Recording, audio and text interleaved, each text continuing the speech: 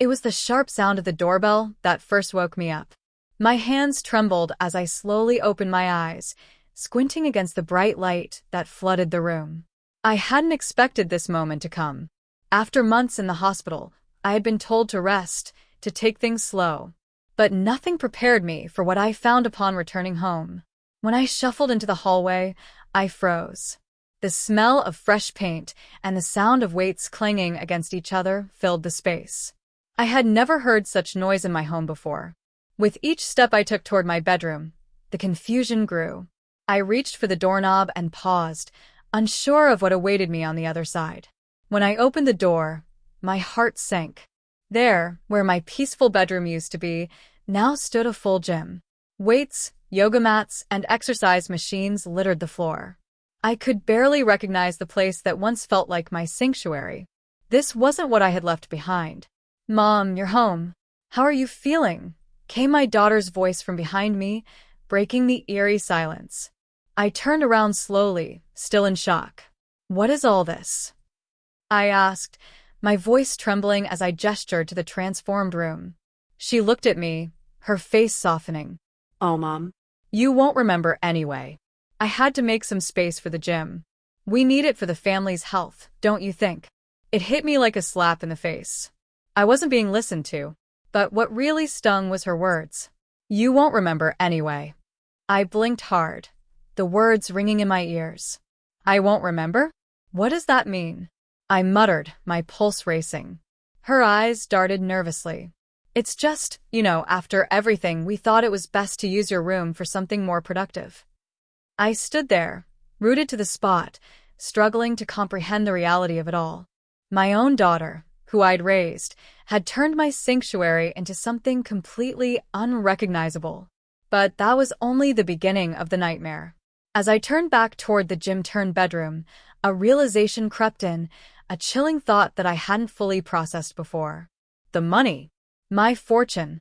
The $30 million that had been hidden from me for years, swept away, and yet I still controlled it all. And now they thought I was weak, forgotten. Little did they know I had never been more aware of everything around me. I glanced back at her with a heavy heart, my mind already racing. "You don't think I remember, do you? You don't think I know what's going on?" Her eyes widened, but I could see the guilt and unease dancing behind her calm facade. And at that moment, something inside me snapped. They thought I was frail. They thought I was too old to fight back, to remember the things they had done. But I would prove them wrong.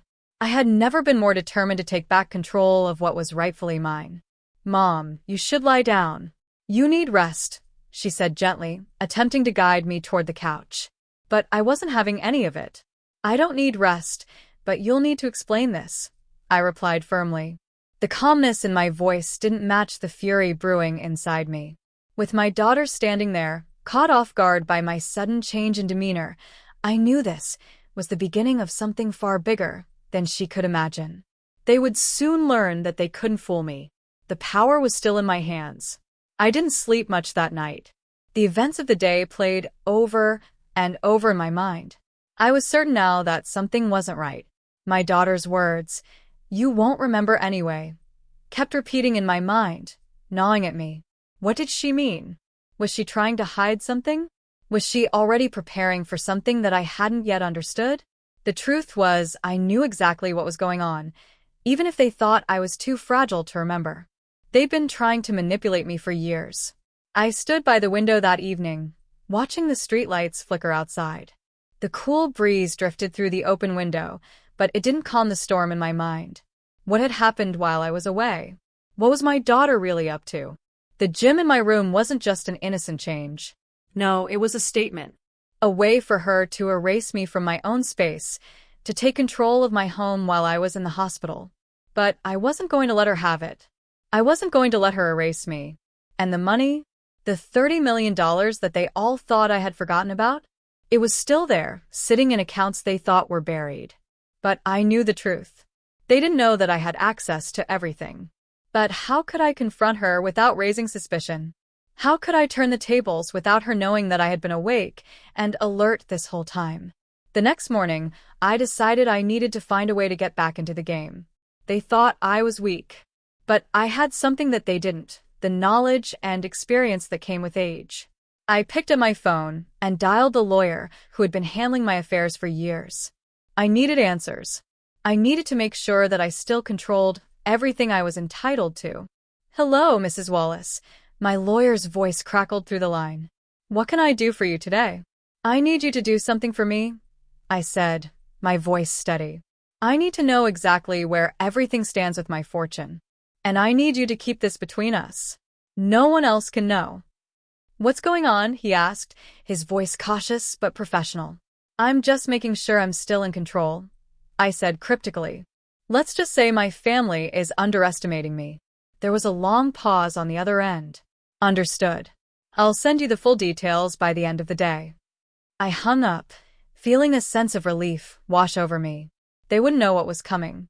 But I needed more. I needed a way to confront my daughter without giving away my plans. The pieces were slowly coming together. And soon, I would make my move. Stay tuned, because this battle was just beginning. The day dragged on, the tension in my home almost palpable. I couldn't help but watch my daughter from the corner of my eye, noticing the way she shifted uncomfortably whenever I asked a question. She was hiding something, and that much was obvious. I didn't trust her, not anymore. But I had to be careful. I wasn't just fighting for control of my house, I was fighting for the inheritance that they thought I had forgotten about.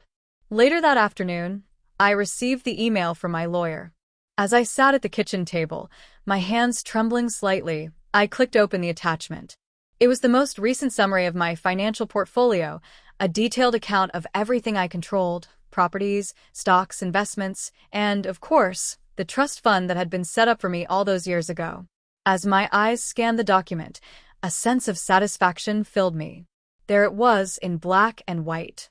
$30 million. The same amount that had been hidden from me for so long, the same amount my daughter had been so eager to take control of. They thought they could manipulate me, that I wouldn't notice the changes happening in my life. But I had been watching. I had been listening. And now it was time to make my move. The phone call with my lawyer had given me some peace of mind, but I wasn't foolish enough to believe that they would just give up without a fight. My daughter's attempts to sideline me were just the beginning. She wanted to erase me, to turn my own room into a gym, as if I had no place in my own home. But I wasn't going anywhere. This wasn't her house, it was mine. I glanced around the room, my thoughts swirling. What would be my next step? How could I confront her without letting her know what I was really up to? I needed to be subtle, to make her believe that I was still weak, that I was still the frail, forgetful old woman she thought I had become. The more I thought about it, the more I realized that I had the upper hand. I wasn't as helpless as they wanted me to believe. I had lived a long life, and in those years I had learned a thing or two about playing the game. That evening, I decided it was time to take a walk. My legs were stiff from days of inactivity, but the fresh air felt good. The cool breeze was a welcome relief as I walked down the street, the city lights flickering in the distance. I wasn't sure where I was headed, but I needed time to think, to plot my next move. As I passed the corner of the block, I ran into someone I hadn't seen in years. It was Mrs. Harper, an old neighbor who had known me when I was younger. Her eyes widened when she saw me. "Grace, is that you?" she asked, her voice full of surprise. I smiled warmly, even though a part of me was still on edge. "Yes, it's me, Mrs. Harper. How have you been?" "I've been well, but I didn't expect to see you out here walking. After everything that's happened, I thought you'd still be resting up in your room." That sentence, her casual mention of my resting up in my room, felt like a punch to the gut. I realized that word had spread. People had started talking about me, my health, and the way my daughter had been handling things. But I wasn't just anyone. I wasn't the frail woman they thought I was.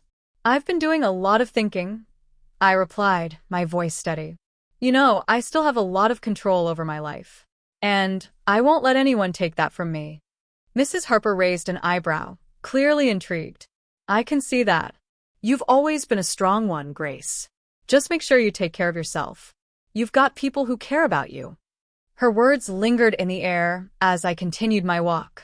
She was right. There were people who cared about me, and I wasn't going to let my daughter or anyone destroy that. But the fight was far from over.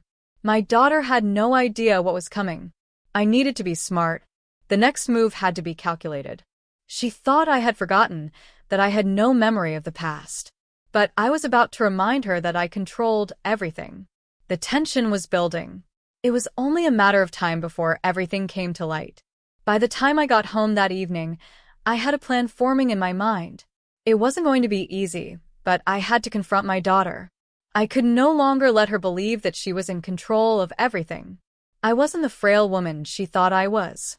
I was still the one holding the reins. It was time to remind her of that. The next morning, I waited until I knew my daughter would be busy with work. Then, I slipped into her room, quietly, carefully. I didn't want to raise any suspicion. My hands shook as I opened the drawer where I knew she kept her private documents. Among the papers, I found what I was looking for, her personal notes on my fortune, the trust fund, and how she was planning to get control of it. She had been scheming behind my back, thinking that I wouldn't notice, that I wouldn't remember. I stared at the documents, feeling a cold rage building inside me. How dare she? How dare she think she could take what was mine? I quietly closed the drawer and left her room. I had all the evidence I needed, and now I had to figure out how to use it. But I wasn't going to confront her right away. No, I needed her to come to me, to think she had the upper hand. Only then would I strike. As the day wore on, I found myself lost in thought. I couldn't stop thinking about the past, the years of hard work, the sacrifices I had made. And now my daughter was trying to erase everything I had built. But I wouldn't let her. I knew I had to act fast. The longer I waited, the more power she would think she had. And that was the last thing I wanted. I spent the rest of the day preparing. My next move would be calculated, deliberate. I wasn't just going to take back what was mine. I was going to show my daughter that I was still in control. The day had arrived. I couldn't hold back any longer. My daughter was in the living room, casually scrolling through her phone, unaware of the storm that was about to hit. I took a deep breath, steadying myself. This was the moment. I walked into the room, my heart pounding in my chest. "I need to talk to you," I said, my voice calm but firm. She looked up, clearly surprised. "What about, Mom? You're still supposed to be resting." I shook my head. "I'm done resting.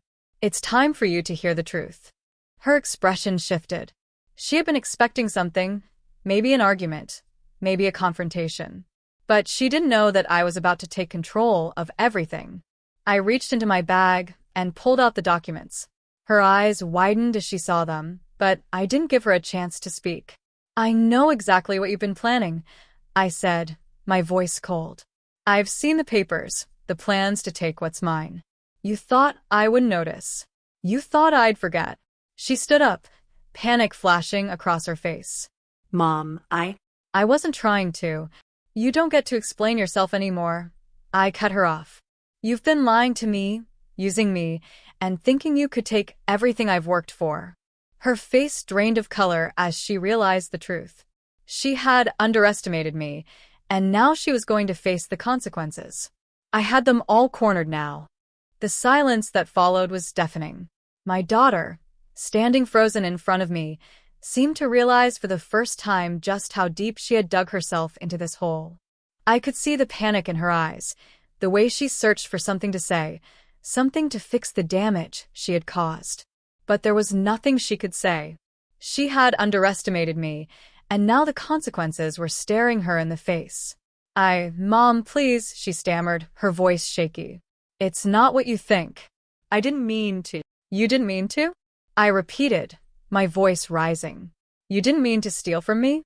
To take control of everything I've worked for? To erase my presence in my own home?" She tried to reach for me, but I took a step back. This was no longer about understanding. This was about power, my power, and how she had crossed a line she should never have crossed. I wasn't some frail old woman who could be pushed aside so easily. "You think I don't remember, don't you?" I said, my eyes narrowing. "You thought I'd be too weak to notice what was happening right under my nose. But I've been awake. I've been watching." She looked as though the ground had been pulled out from under her. I didn't. Enough, I shouted, cutting her off. Do you think I didn't notice the gym you turned my room into? The plans you made behind my back, thinking I wouldn't see them? You were wrong, my dear. So wrong. I could see the realization dawn on her face, and in that moment, the confidence that had been there just moments before seemed to crumble. She took a step back, her face pale, her hands shaking. I felt no satisfaction in her fear. No relief. What I felt was determination, a deep sense of justice that had been long overdue. For years, I had given and given, sacrificed for my family, and this was how they repaid me? By erasing me from my own life, stealing what was mine? No more, dear, I said calmly, though the fury in my heart was palpable. This is where it ends. I'm taking back control. My voice was steady, but the words carried power. I wasn't just a victim anymore. I wasn't the helpless old woman she had thought I had become. I was the one who held all the cards, and it was time for her to understand that. I want everything in my name returned, I said, locking eyes with her. The accounts, the properties, the trust funds. Every single thing. She hesitated, her gaze darting nervously around the room. Mom, I'm sorry. I never meant for things to get this far. Save it, I replied coldly. You should have thought about the consequences before you made your move. Now, there's no turning back. The room was heavy with the weight of the truth. She knew now that I wasn't backing down, that I wouldn't let her get away with this betrayal. And though she tried to maintain some semblance of composure, I could see the cracks in her facade. The guilt, the regret, all of it was written clearly on her face. But that wasn't enough. Apologies wouldn't fix the years of manipulation, the lies and the secrecy. No, the only thing that would fix this was a hard, undeniable truth. I was still the one in charge. As she stumbled over her words, trying to justify her actions, I remained silent, letting the weight of the silence fall over us. She was out of excuses. She was out of time. I've already taken steps to secure everything, I said, a cold smile creeping onto my face. You've been outplayed. She blinked, clearly confused. What do you mean? I leaned in slightly, my voice quiet but firm. You think I didn't notice the accounts you tried to empty? The changes you tried to make without my permission? I was watching it all. You've been operating under the false belief that I was unaware, that I was weak. But you made a fatal mistake, my dear. Her lips trembled, and I could see her trying to hold herself together, but it was too late. The realization that her schemes were unraveling in front of her was too much. She was defeated, though she hadn't yet admitted it. You can't undo what's been done, I said softly, almost pityingly. But I'm going to make sure that you understand what happens when you try to take what doesn't belong to you. The sound of her breath caught in her throat, and for a moment, she looked like she might break down right there. But I wasn't moved by her tears, her remorse. It was too late for that. I want a meeting with the lawyer first thing tomorrow, I continued, my voice unwavering. And don't even think about trying to stop it. I've already put the wheels in motion. And with that, I turned on my heel, leaving her standing in the living room, speechless. As I walked down the hallway, I couldn't help but feel a sense of victory, but it wasn't over yet. The battle wasn't won. Not yet. But I had just taken the first step, and that was all that mattered. What do you think will happen next? Will Grace finally take control of everything she's worked for?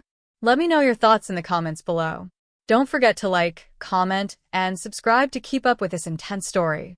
The next day arrived with a heaviness in the air, like the calm before a storm. I knew the meeting with the lawyer would be a turning point. The plans had been set into motion, and now it was time to see just how far my daughter would go to try and keep the control she thought she had. I woke early, my mind sharp with purpose. This wasn't just about the money anymore. This was about respect, about taking back my dignity, about showing my daughter that I would not be pushed aside. I sat at the kitchen table, my hands folded, waiting for the time to arrive. The lawyer's office had already confirmed the appointment, and I could feel my daughter's anxiety building. She was trying to play it cool, but I knew she was worried. She had no idea what was coming. The clock ticked on, each second pulling us closer to the inevitable confrontation. As I sat there, I couldn't help but feel a rush of adrenaline. This was it. The moment where everything changed. When the doorbell rang, my heart raced. The lawyer was here. The doorbell rang again, and my heart raced even faster. The time had come. I stood up from the kitchen table, feeling every ounce of control I'd gained, knowing that this moment would determine the course of the rest of my life. This wasn't just about reclaiming what was mine, it was about showing my daughter and everyone else that I was still in charge. I opened the door to find my lawyer standing there, his usual calm demeanor masking the tension of the situation. I ushered him inside, and we both sat down in the living room. My daughter was sitting across from us, her face pale, her eyes avoiding mine. "Grace," my lawyer said, his voice firm but understanding. "We're ready. I've reviewed everything, and I've prepared the necessary documents. But before we go any further, I need to ask you, are you certain about this? Once we proceed, there's no going back." I glanced at my daughter, who is now visibly shaking, her eyes wide with fear. "Yes," I said, my voice steady, my resolve firm. "I've never been more certain of anything in my life." My lawyer nodded, flipping through the papers in his briefcase. "Then we'll proceed. I'll handle everything legally. But be prepared. This is going to be a fight." I turned to my daughter, meeting her gaze with a calm that she clearly wasn't expecting. "You've made a lot of decisions without consulting me. You thought I wouldn't notice. But I've been watching. I've been listening." Tears started to well up in her eyes, but I didn't feel sorry for her. She had made her choice when she tried to take everything from me. She opened her mouth to speak, but I held up my hand. "Not another word. I've had enough of your excuses." I looked at the lawyer. "We're moving forward. Make sure everything is in motion. The trust fund, the properties, everything." He nodded, his fingers typing away at his phone as he made the necessary calls. I could hear the distant hum of his voice as he spoke with various people on the other end. My daughter sat in silence, her face a mixture of guilt and disbelief. She had no idea how badly she had underestimated me. The clock seemed to slow as I sat there, watching my daughter struggle to comprehend the magnitude of what was happening. She was losing control, and there was nothing she could do to stop it. "I didn't think you would do this," she whispered, her voice barely audible. "I didn't think you'd fight me like this." I leaned forward, my voice cold and unwavering. "You thought I was weak. You thought I was forgetful. But you were wrong. I'm stronger than you'll ever understand. And now you'll see what happens when you try to take what doesn't belong to you." She opened her mouth again, but I didn't let her speak. This was no longer a conversation. It was a battle, and I wasn't backing down. My lawyer placed a few more documents in front of me. "This is the paperwork for the accounts. The funds will be transferred back to your name immediately. I've also placed a hold on any further withdrawals. Your daughter will not be able to access any of it." My daughter's face went white. "No," she whispered, a tremor in her voice. "You can't do that. You can't take everything from me." "I'm not taking anything from you," I said, my voice unwavering. "I'm simply taking back what's mine." The lawyer stood up, gathering his things. "Everything will be finalized by the end of the day, Grace. You've got full control once more." As the lawyer left, I felt a strange sense of calm wash over me. The battle wasn't over, but the first victory was mine. I turned to my daughter, who was still sitting on the couch, her hands clasped together in front of her, her gaze distant. "You'll learn one day. You'll learn that power isn't something you can take. It's something you have to earn." She didn't respond. She couldn't. The weight of her actions had finally hit her. But it wasn't just the financial control that mattered to me. It was the respect I had been denied. It was the validation that I was still here, that I still mattered, that I still had the strength to take back what was mine. Grace's fight is far from over, but she's taken the first step. What will happen next? Will her daughter accept defeat, or will she fight back? Let us know your thoughts in the comments below, and don't forget to like, comment, and subscribe for the next chapter. The house felt different in the aftermath of the meeting. There was a silence that hung in the air, a thick, suffocating quiet. My daughter hadn't said a word since the lawyer left.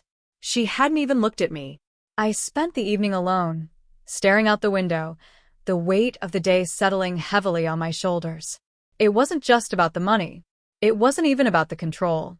It was about the years I had spent being silenced, pushed aside, made to feel like I didn't matter anymore. But now I had taken back what was mine. And no one would take that away from me again. But I couldn't shake the feeling that this wasn't the end. My daughter was too proud to let go so easily. She would try something, I knew it. There was still a fight left in her. The next morning, as I sipped my coffee, the phone rang. I didn't recognize the number, but I answered anyway. Mrs. Wallace, the voice on the other end said, "We need to talk." I froze. It was the lawyer, but his tone was different this time. There was an urgency in his voice that immediately set my nerves on edge. "We've hit a problem," he continued, his voice tense. "It's about your daughter. She's made a move that could complicate things." What new twist is coming in Grace's fight for control? Could her daughter have a secret plan? Stay tuned, because the drama is about to escalate. Don't forget to like, comment, and subscribe to find out what happens next. I was prepared for a fight, but I didn't expect this. My lawyer explained that my daughter had reached out to her own legal team, trying to challenge the control I had regained. She claimed that I was unfit to manage the estate, citing my health as a reason. The audacity of it was overwhelming. I was furious. But I wouldn't let her get away with this. I had fought too hard to let her tear it all down. The legal battle that followed was relentless. Court hearings, paperwork, and countless hours spent defending my rights. But in the end, the truth couldn't be ignored. I was still the rightful owner of everything. When the final judgment was made, my daughter stood across from me in the courtroom, her face a mixture of anger and defeat. But I didn't feel sorry for her. I didn't feel pity. I only felt a sense of finality, of justice. "I hope you've learned something," I said as the judge made his ruling. "Power isn't something you can just take. It's something you earn." With that, I walked out of the courtroom, knowing that my victory was complete. I had fought for what was mine, and I had won. Grace's journey has come to an end, but the lessons she's learned will stay with her forever. What do you think of the outcome? Was it fair? Let me know your thoughts in the comments, and be sure to like, comment, and subscribe for more stories like this. The weeks that followed were filled with a mix of relief and disbelief. My daughter, still reeling from her defeat, seemed to retreat into herself, but I could tell she wasn't finished yet. There was something about her silence that unnerved me, something in the way she avoided eye contact. But I had won the battle. Now I had to prepare for the aftermath.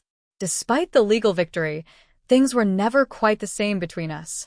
The house felt quieter, the air more strained.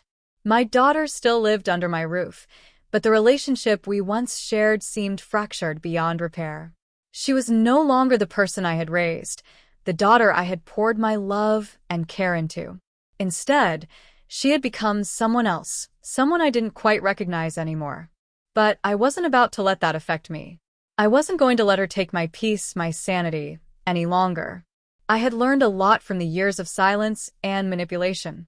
And now, it was time to reclaim not just my possessions, but my life. I spent the days getting back into a routine, taking walks in the neighborhood, and going through my things, sorting through memories, deciding what to keep and what to let go of. In a way, the process was therapeutic.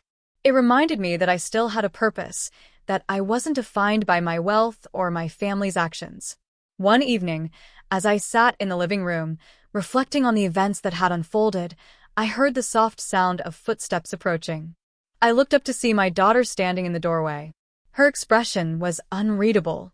"I need to talk to you," she said quietly, almost hesitantly. I nodded, motioning for her to sit. The last time we had spoken, she was trying to defend herself, her pride still intact. But this time, something in her voice told me that this conversation would be different. She sat across from me, her hands clasped in her lap. For a moment, neither of us spoke. The silence hung between us like a heavy curtain. "I was wrong," she finally said, her voice soft. I was so focused on what I thought I could gain that I lost sight of what really mattered. You. The family. I didn't I didn't understand what you had worked for all these years, and I let greed take over. I looked at her carefully, my heart pounding in my chest. Was this an apology? It didn't sound like the defiance I had grown accustomed to hearing from her. There was something raw in her words, something that felt genuine.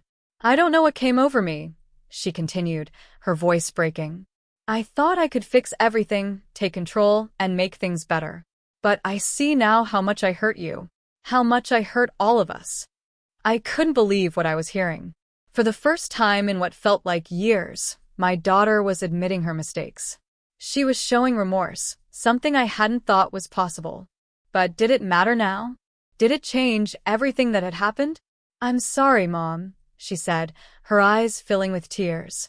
I don't expect you to forgive me, but I just wanted you to know that I'm truly sorry for what I did. I never wanted to hurt you. Her words hung in the air, and for a moment, I didn't know what to say. The anger that had fueled me for so long seemed to dissipate, replaced by something softer, something that almost resembled forgiveness. But it wasn't just forgiveness I needed. It was healing. I don't know if I can forgive you yet, I said slowly, my voice trembling slightly. But I do believe you've learned something from all of this. You've learned that power isn't something you can take, it's something you have to earn. It's a lesson I've had to learn the hard way. She nodded, wiping her eyes. I know now, and I'm willing to do whatever it takes to make things right. For the first time in a long while, I felt a flicker of hope. Maybe, just maybe, we could rebuild what had been broken. But I wasn't going to rush it. Trust had been shattered, and that couldn't be repaired overnight. I need time, I said quietly. But we'll get there. We'll figure it out. She stood up, giving me a tentative smile. Thank you, Mom, for giving me a chance. As she walked out of the room, I sat there, unsure of what the future would hold. The damage had been done, but there was a glimmer of possibility, a chance for a new beginning. And for the first time in a long while, I felt like maybe, just maybe, there was hope for redemption for both of us. Will Grace and her daughter be able to rebuild their relationship? Can forgiveness truly heal the wounds of betrayal? Let us know your thoughts in the comments below, and don't forget to like, comment, and subscribe for the next chapter in this emotional journey. The days that followed the conversation with my daughter were filled with a quiet uncertainty. We coexisted under the same roof, but it felt like we were both walking on eggshells. There was no animosity, but there was no warmth either. A wall had been built between us, one that would take time to tear down. I spent more time reflecting on the events that had unfolded, the betrayal, the court case, the fight for control of my life. I had fought so hard to regain what was mine, to remind my daughter and the world that I was still in charge. But in the quiet moments, I found myself questioning what I had really gained. I had my fortune back. I had my control. But at what cost? My daughter seemed to be genuinely trying to make amends, but I wasn't sure if I could trust her again. Her actions had been driven by greed and ambition, and those things didn't change overnight. Trust was a fragile thing, and it was something that had been broken between us.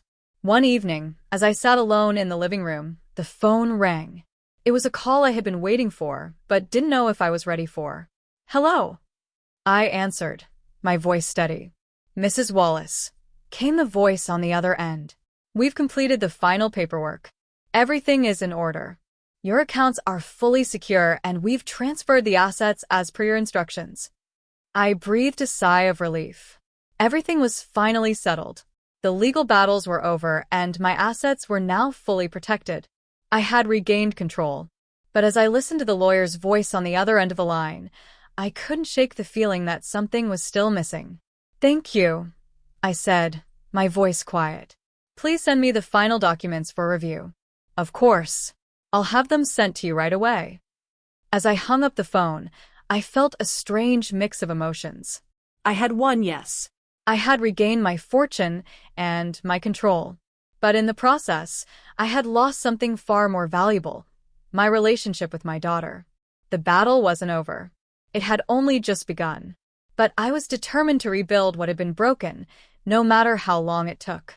The weeks that followed felt like a delicate balance between rebuilding and rebuilding walls. My daughter and I had begun to speak again, but our conversations were cautious, measured. It wasn't easy to just pick up where we had left off. I could see the guilt in her eyes whenever our paths crossed, and I knew she felt the weight of what she had done. But I couldn't help but wonder if I could ever truly forgive her. The damage had been deep, and the betrayal, though seemingly acknowledged, still stung like a fresh wound. One evening, as I sat in my favorite chair by the window, I noticed my daughter standing in the hallway. She had been avoiding me lately, but this time, she didn't hesitate to approach. "Mom," she said softly, her voice full of hesitation, "I've been thinking a lot about everything. And I know it's not enough to just apologize, but I want to make things right." I looked up at her, my gaze steady. "What do you mean by that?" I asked, my voice quiet but firm. I wasn't going to let her off the hook easily. She walked over and sat down next to me, her hands nervously twisting in her lap. "I know I've made mistakes. I've hurt you in ways that I can't take back. But I want to do something to show you that I'm serious about changing. I've decided to sell the gym equipment and use the money to invest in something that could actually benefit the family. I want to help you, not take from you." I was silent for a moment, processing her words. The gym, the room I had once called my sanctuary, had been the symbol of everything she had tried to take away from me. But now, she was offering to give it back, in a way that was almost too good to be true. "You're selling it?" I asked, my voice laced with skepticism. "What makes you think that would fix everything?" She nodded slowly, her eyes filled with determination. "I know it won't fix everything, but I want to show you that I'm willing to do whatever it takes to make things right. I don't expect you to forgive me overnight, but I hope that by taking this step, we can start to heal." Her words hit me harder than I expected. I could feel a part of me wanting to believe her, wanting to trust that this was a real attempt at redemption. But another part of me remained guarded, knowing that words alone weren't enough. "I've been hurt by you," I said softly. "Not just by what you did, but by what you thought you could get away with. You thought I wouldn't notice. You thought I wouldn't fight back. But I did. And I'm still here." She nodded, her eyes filled with tears. "I know, Mom. I know. And I'm sorry." I took a deep breath, trying to push aside the lingering anger that had built up over the past few months. This wasn't just about the money anymore. This was about whether or not I could trust her again, whether or not we could rebuild what had been shattered. "I'm not going to pretend that everything is okay," I said, my voice steady. "But I'll consider what you're saying. It's a step, but it's just the beginning." She gave me a small, hopeful smile. "Thank you. I'll prove to you that I can be the daughter you always wanted me to be."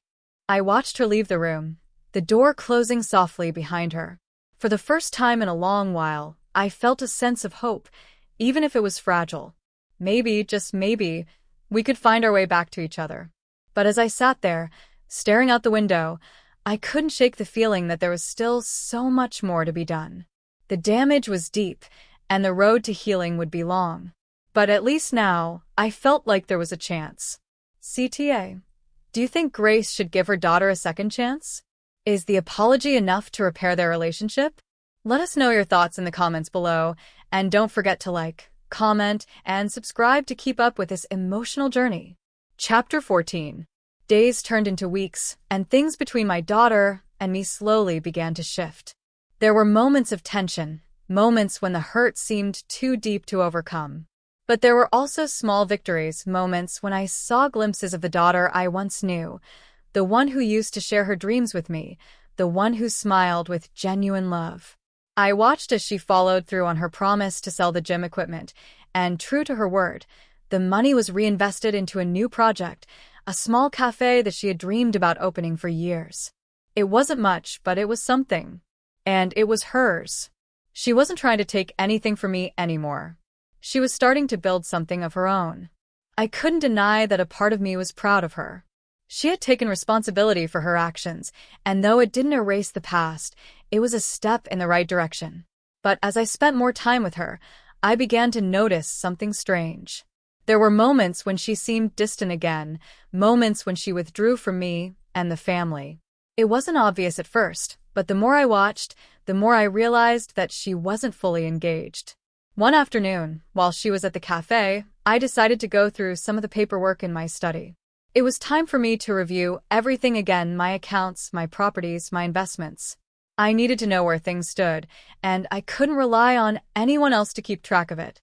As I sifted through the documents, my eyes landed on something unusual. A large sum of money had been transferred from one of my accounts without my knowledge. It wasn't a small amount, it was substantial. My pulse quickened as I scanned the transaction details. The name on the transfer made my stomach churn. It was my daughter's name. I felt a surge of anger and confusion. She had promised me she was done taking from me. But this was something else entirely. She hadn't just borrowed money. She had taken it. I couldn't believe it. After everything we'd been through, she was still hiding things from me. Still taking from me when she thought I wasn't paying attention. The rage that I had pushed down for so long bubbled to the surface, and this time it was different. I wasn't going to let this slide. I wasn't going to let her get away with it again. As I picked up the phone to call her, I realized that I was no longer just the victim in this situation. I had been pushed, manipulated, and taken advantage of too many times. This was my final stand. She was going to have to face the truth. No more excuses, no more lies. Grace has discovered a shocking betrayal. Will she confront her daughter again? What do you think will happen next?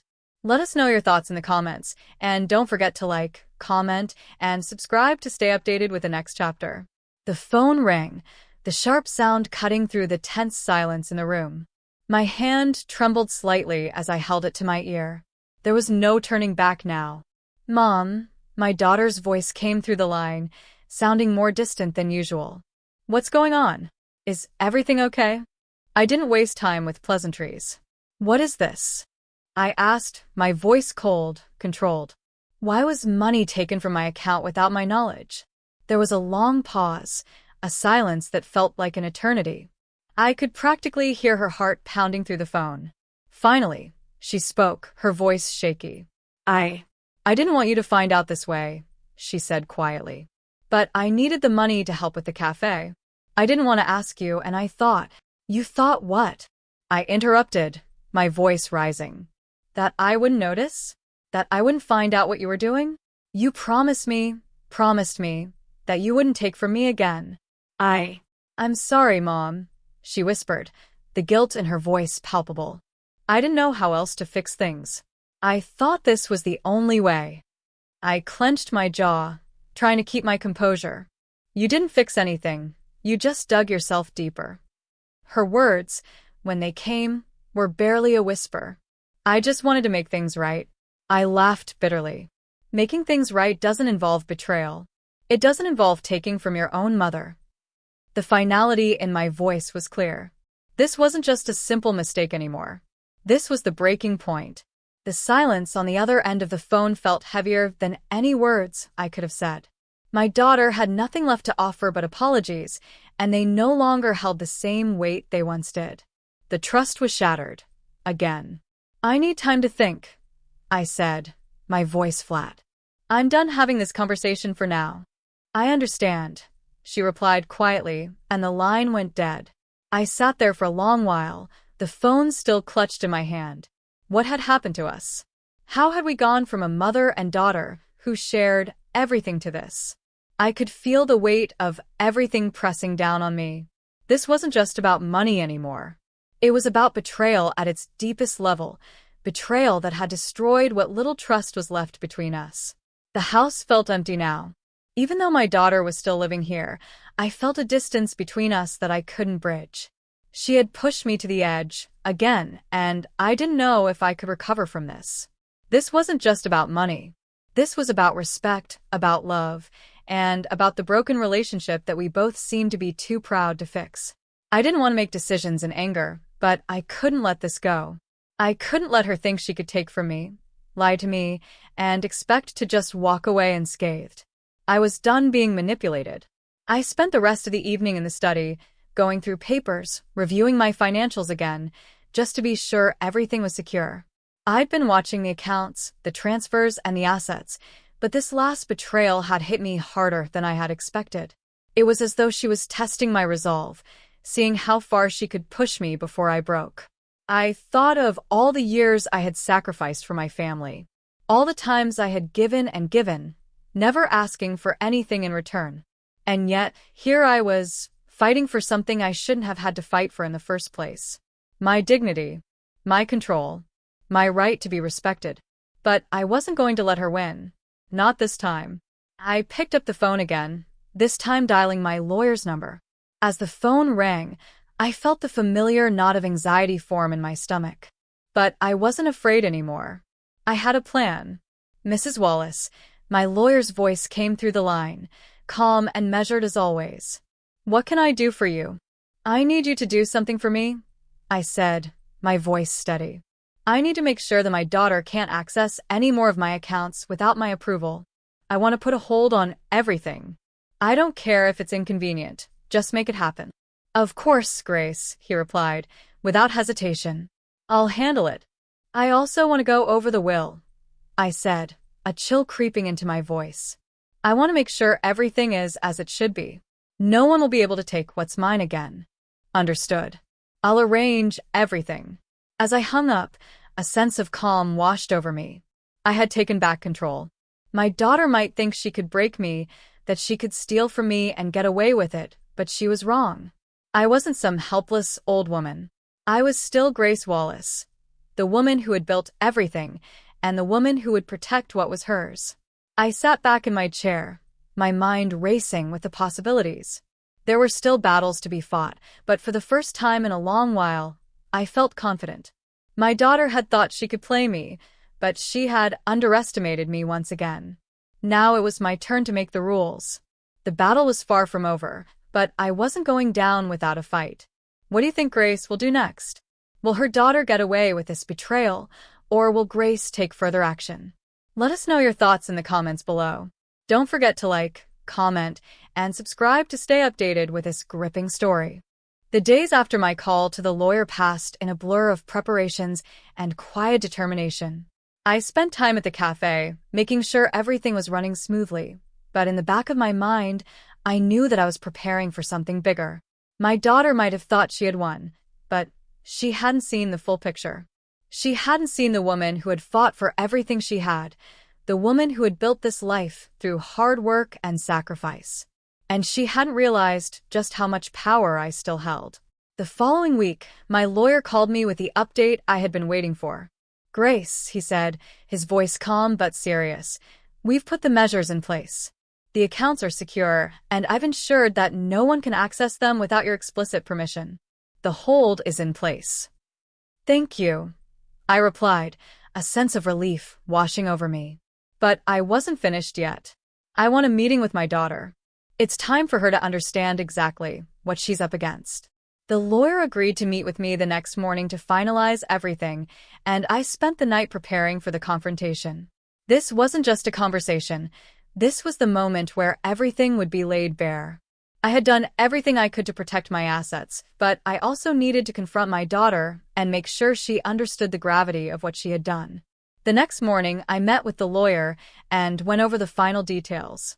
He assured me that everything was legally sound, and he'd be present for the meeting with my daughter to ensure that things didn't escalate further.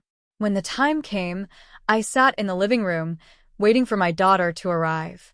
I could feel the tension in the air, the weight of the conversation that was about to unfold. This was the moment when I would lay down the law, once and for all. As the door opened, I stood up, meeting her gaze. She looked as though she was about to say something, but I didn't give her the chance. I'm done being quiet, I said firmly.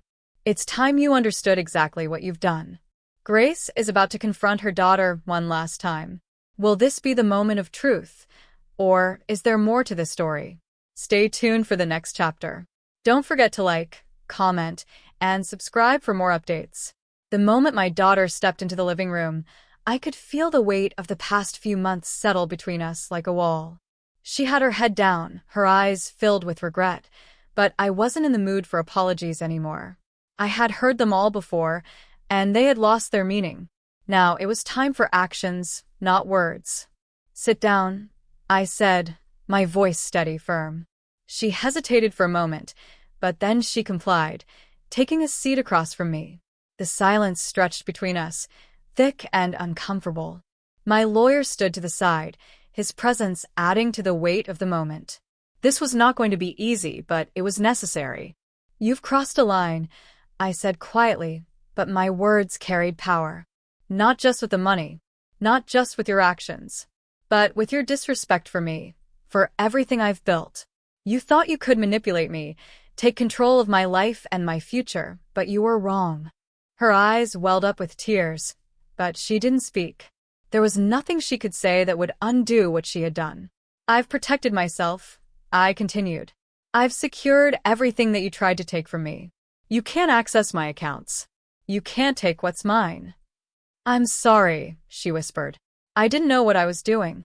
"Sorry isn't enough," I said, cutting her off. "It's never been enough. This chapter is only the beginning of the end.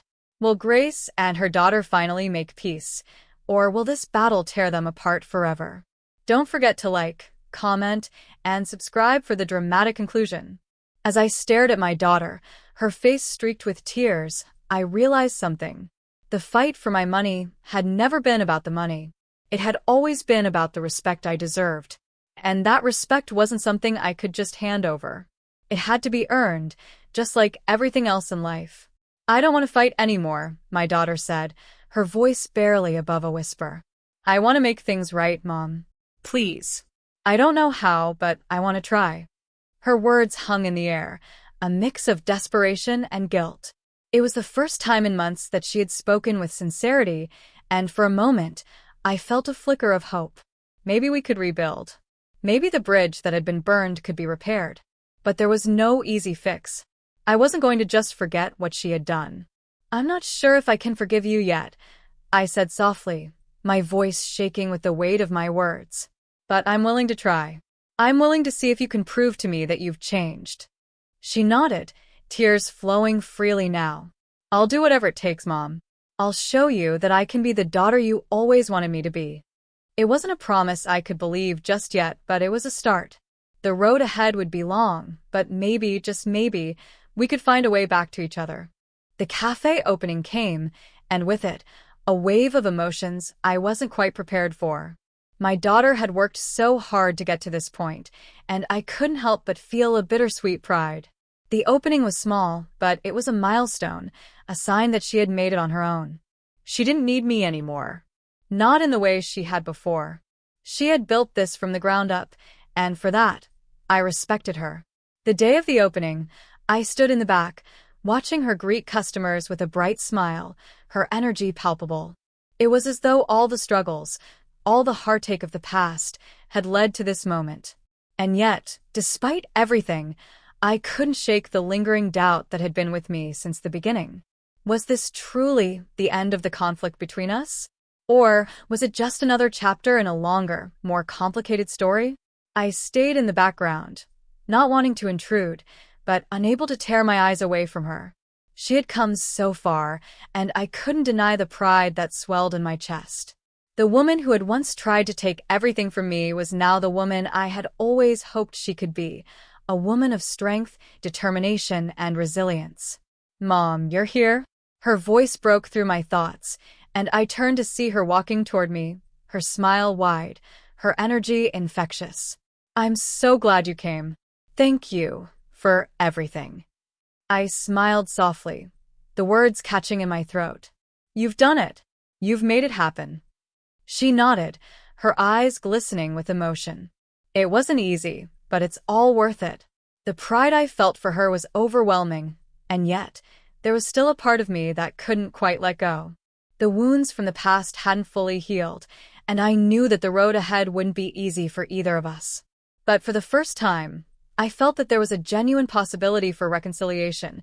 Maybe not everything could be fixed, but we were both trying. As the night wore on, the cafe became busier. I stood quietly in the corner, watching her navigate the rush with confidence. She had come so far, and I couldn't help but think back to when she was a little girl, when I held her in my arms, wondering what kind of person she would grow up to be.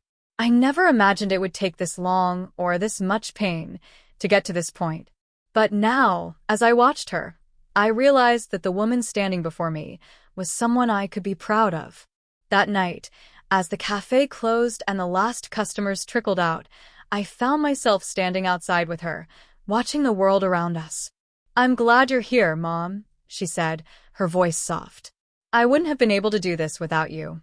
I looked at her, feeling the weight of her words sink in. "You did this on your own, my dear.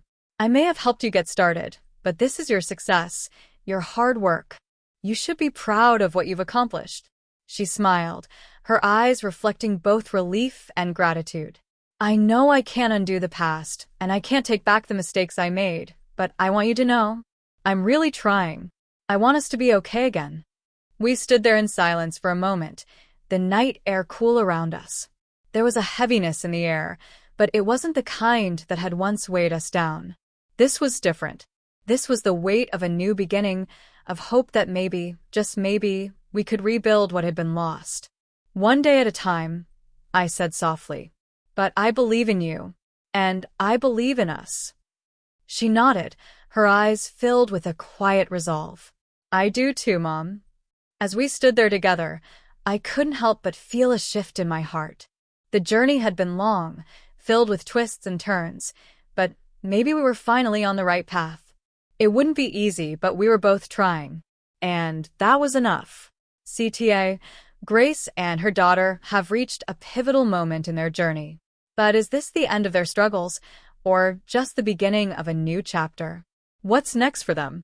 Let us know your thoughts in the comments, and don't forget to like, comment, and subscribe for more updates on this emotional journey. Chapter 24. Weeks passed, and things seemed to settle into a new rhythm. My daughter continued to run the cafe, pouring her heart and soul into it.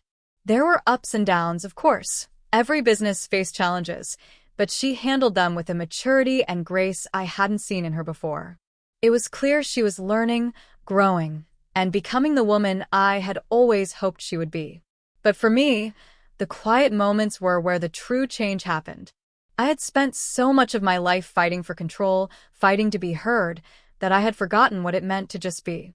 To not always be in control, to let go of the fear that held me in place for so long. One afternoon, I found myself sitting on the porch, enjoying the quiet. The world around me was still, the air warm with the promise of spring. I closed my eyes, taking in the sounds of the birds and the breeze through the trees. It was a peaceful moment, one I hadn't realized I needed until it was here. But it wasn't just peace I was finding. It was clarity. I had spent so much time clinging to the past, to the betrayal, to the anger, that I had forgotten what it meant to live in the present. I had forgotten what it meant to just be with my daughter, to not always be looking for signs of betrayal, to trust that things could improve, even if it took time. As I sat there, I realized that healing wasn't about fixing the past. It was about moving forward, about finding a way to live without the weight of resentment holding me back. It wasn't easy, and it wasn't perfect, but it was a start. Later that day, I called my daughter to meet me at the cafe. She agreed, of course, and when I arrived, I found her standing by the counter, her face lighting up when she saw me. There was a warmth in her smile that hadn't been there before. "I wanted to talk to you," I said, my voice steady. "I think it's time I tell you something." She looked at me curiously, wiping her hands on a towel. "What's going on, Mom?" "I've spent so much time holding on to the anger, holding on to the past. But I've realized that it's time to move forward. I can't keep living like this. And I don't want to hold anything against you anymore. I want us to heal, together."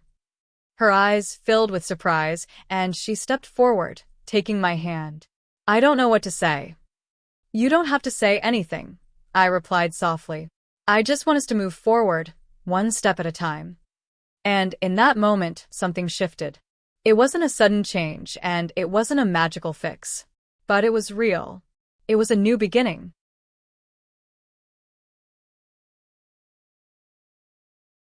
The weeks that followed felt like a slow and steady evolution. My daughter and I were no longer living in the shadow of the past, but we were still learning how to navigate the future. There were moments when things felt awkward, when old habits resurfaced, or when the weight of our history lingered between us.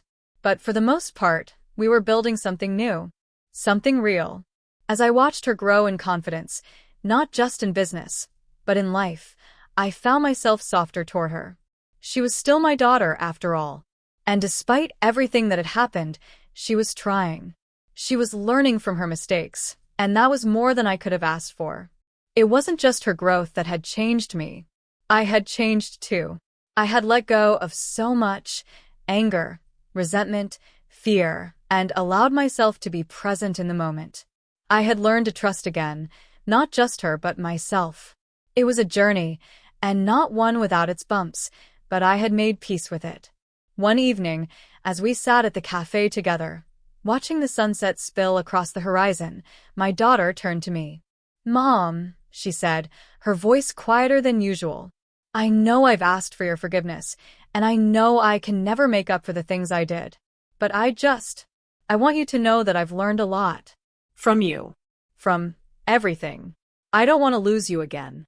Her words, simple as they were, hit me like a wave. I looked at her, really looked at her, and I could see the sincerity in her eyes. The same eyes that had once been filled with manipulation and guilt, now full of something else, something softer, something genuine. "I don't want to lose you either," I replied, my voice shaky. "But it's not about losing each other anymore. It's about building something together. A future, not a past." We sat in silence for a moment, the sound of the evening breeze surrounding us, the fading light casting long shadows on the cafe floor. It was a peaceful silence, the kind that comes with understanding. She nodded slowly. "I'm ready for that." And so was I. As the months passed, the cafe flourished.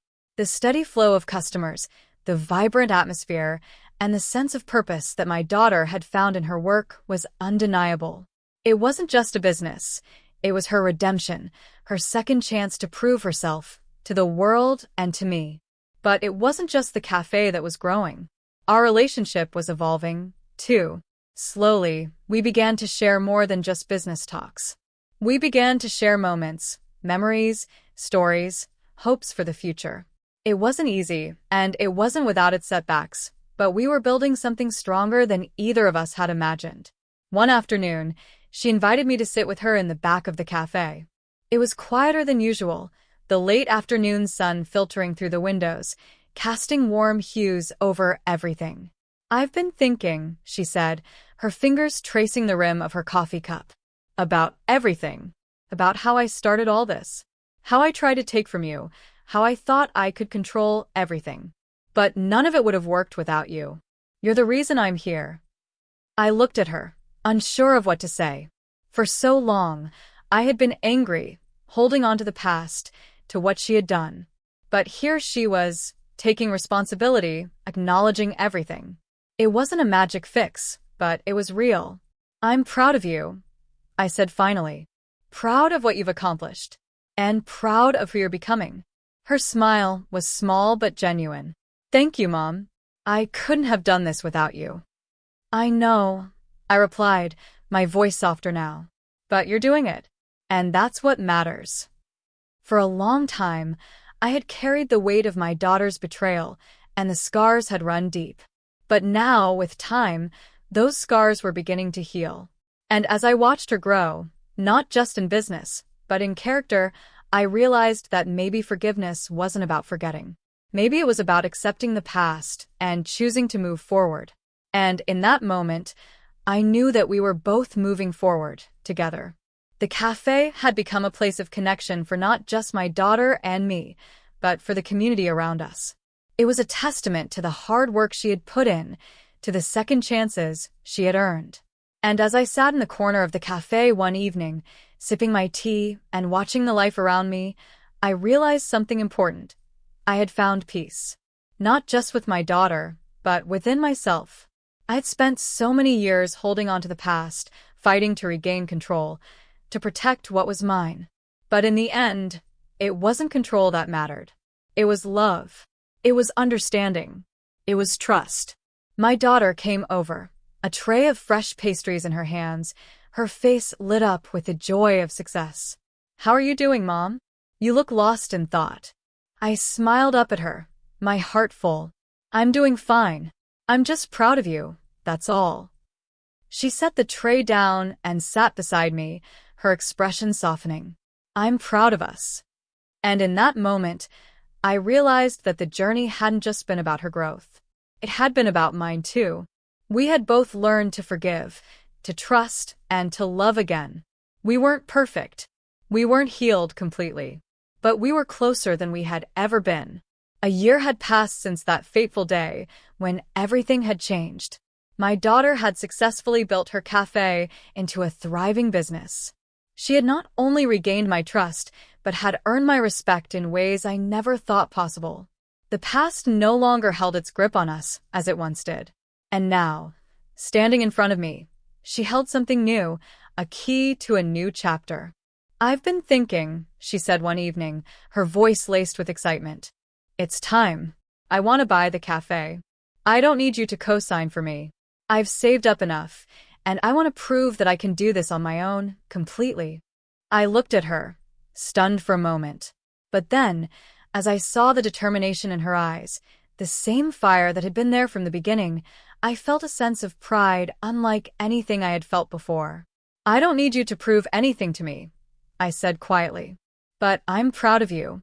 You've done this. On your own. And that's what matters." Her eyes softened, and a tear escaped, though she quickly wiped it away.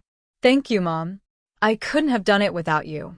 And in that moment, I realized that this wasn't just her victory. It was ours. Together, we had fought through the pain, the betrayal, and the confusion. But we had come out stronger, not just as mother and daughter, but as two women who had learned to trust each other again. The cafe had become more than just a place of business. It had become a symbol of second chances, of resilience, and of the powerful transformation that could occur when one dared to confront the past. My daughter's decision to buy the cafe and make it her own was the final step in a journey I hadn't expected. She had finally proven to me, and to herself, that she was capable of standing on her own. But while she was thriving, I was also experiencing my own transformation. The weight of the past was no longer something I carried with me every day. I had let go of so many things that had held me hostage: anger, betrayal, regret. I had learned that true peace didn't come from control, it came from acceptance. As I walked into the cafe that morning, I felt a calm I hadn't known in years. The hum of conversation, the clink of cups and plates, the aroma of freshly brewed coffee, it all felt like home now. It wasn't just my daughter's dream that had been realized. It was a reflection of the life we were both trying to rebuild. "Mom, come see the new display," my daughter called from across the room. Her voice was filled with excitement, and I could see her pride in every movement, in every decision she made for this space. I walked over to her, my heart swelling with pride. She had truly built this from the ground up. The cafe was her success, and the determination she had shown through it all was undeniable. "Everything looks amazing," I said, taking in the new design and the way she had expanded the menu. It was a far cry from the small, unsure business she had started with, and the growth was breathtaking. She beamed at me, her eyes shining with a sense of accomplishment. "I couldn't have done it without you, Mom. This is all because of you." I shook my head gently. "You've done this yourself. You've earned everything you have, and you've earned my respect." As the day went on, I watched as customers came and went, enjoying the food, the atmosphere, and the company. The cafe had become a hub for the community, a place where people gathered to share stories, to connect, and to find a little peace in their busy lives. My daughter had done that. She had created a space where people felt welcome, where they could belong.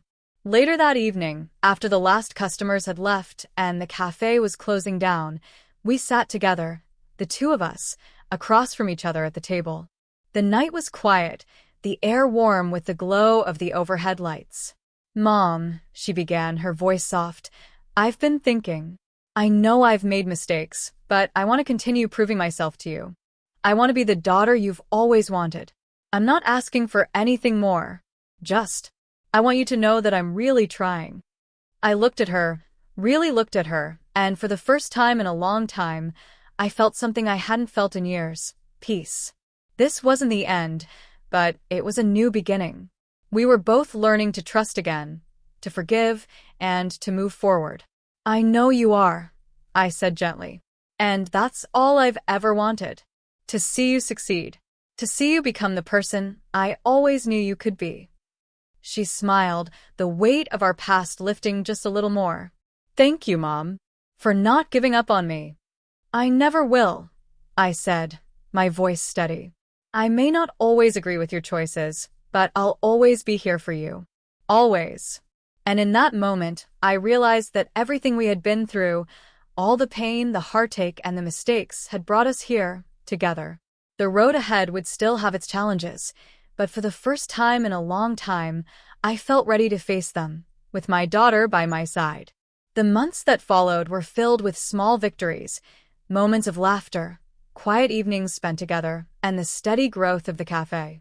My daughter's confidence continued to build as she took on more responsibilities, and I was no longer just a spectator in her life. I was part of it again. One evening, as we sat at the cafe together, watching the sunset through the large windows, my daughter turned to me. "Mom," she said, her voice thoughtful, "I've been thinking a lot about everything. About the cafe, about you, about us. And I know we've been through so much, but I just want to say, I don't think I ever truly understood what you went through, what it took for you to get here. I get it now." I felt a lump form in my throat as I listened to her. After everything, after all the betrayal and hurt, she was finally understanding the depth of what had happened. It wasn't easy for her to admit, but it was a breakthrough. "I've always tried to protect you," I said quietly, my voice trembling slightly. "But maybe I've kept too much from you. I've carried the weight of the past on my own, thinking that I had to do it all. I've learned that it's okay to let go, to trust again." She smiled, her eyes filled with warmth. "I'm sorry for everything, Mom, for everything I took from you. But I want you to know that I'll never take anything from you again. I've learned the hard way." "You don't have to apologize anymore," I replied, my voice steady now. "What matters is that we've learned and we've moved forward. We've both grown." She nodded, her eyes shining with unshed tears. "I know. And I'll keep proving that to you, every day." We sat in silence for a while, the quiet peace of the cafe surrounding us, the weight of the past finally lifting. It wasn't perfect. It was never going to be perfect, but it was real. And that was enough.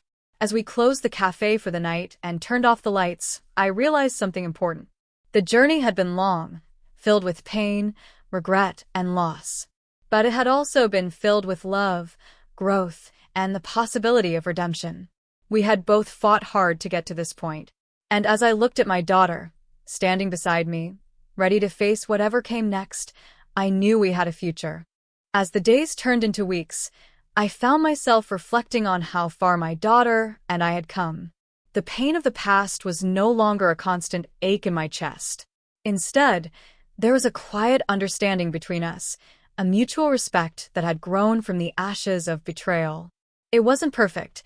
There were still moments of tension, still the weight of old wounds, but the air between us had cleared.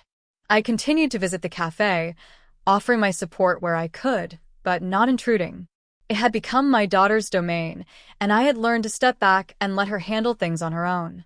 I could see the joy in her eyes when she spoke about the cafe, the pride she felt in what she had built. She had truly become the woman I always hoped she would be. And yet, despite everything, there was still a nagging feeling in the back of my mind, a voice telling me that something was missing. I had healed in many ways, but there was still one piece of the puzzle that hadn't fallen into place. It was the feeling of closure. Not just for the betrayal, but for everything we had been through. The constant push and pull. The forgiveness I had granted. One evening, I sat alone in the living room, the house quiet, the shadows of the evening stretching across the walls. The memories of the past flooded back, and I realized that it wasn't just about forgiving my daughter. It was about forgiving myself. I had spent so much time trying to hold everything together, trying to fix the broken pieces of our relationship, that I hadn't allowed myself to heal fully. I had carried the weight of our struggles, not just as a mother, but as a woman, as a person who had been betrayed by those she loved most. But now, as I sat there, I realized that I had carried that weight long enough. It was time to let go. It was time to fully embrace the life that lay ahead, whatever that might look like. I reached for my phone and called my daughter. The line rang for a few seconds before she picked up. "Mom." Her voice was soft, filled with warmth. "What's up?" "I've been thinking," I said, my voice steady. "I think it's time for us to take the next step. Not just for the cafe, but for us. For our relationship." There was a pause on the other end. "What do you mean?" "I think it's time for us to really let go of the past. To stop holding on to the hurt and the mistakes. I want us to move forward without anything weighing us down." Her voice trembled slightly. "Mom, you don't know how much that means to me. I've been trying so hard to make things right, to prove to you that I'm different. But I know that I can't do that without letting go of the past too." I felt a tear slip down my cheek, and I wiped it away quickly. We've both been through a lot. But I think it's time we finally let go. It's time we forgive ourselves too. She was quiet for a moment before she spoke. "I'm ready, Mom. I'm ready to do whatever it takes." I smiled, a mixture of relief and love flooding my heart. "Then let's do it. Together." The months that followed felt like a new chapter, a fresh beginning for both of us. The cafe continued to thrive, and so did my relationship with my daughter. The changes weren't instant, but they were real. We started to share more than just business talk, more than just the surface-level conversations. We began to talk about our fears, our hopes, and the things we had never really said to each other before. We laughed together more, and for the first time in a long time, it wasn't forced. It wasn't about trying to fix things or make up for the past. It was just us, two women, working through life's challenges together. One afternoon, as we sat in the cafe after hours, the doors locked, the lights dimmed, I looked at her across the table. Her face was a little older, a little wiser, but still full of the same youthful energy she had always had. "I'm proud of you," I said quietly, my voice filled with emotion. "You've come so far, and I'm proud of what you've built here. But more than that, I'm proud of who you've become." She smiled, her eyes glistening with unshed tears. "I couldn't have done it without you, Mom. You've been there for me, even when I didn't deserve it." "You don't have to keep saying that," I said gently. "I did what any mother would do. I didn't give up on you, and I never will." She took a deep breath, as though finally releasing something that had been held inside for years. I know now." The weight that had hung between us for so long seemed to lift, and in its place was a quiet understanding. We both knew that forgiveness was not a destination but a journey we had both started together. And as I looked at my daughter, now a woman in her own right, I realized that this was what I had always wanted for us. A relationship built on trust, on honesty, on love. We didn't need the past to define us.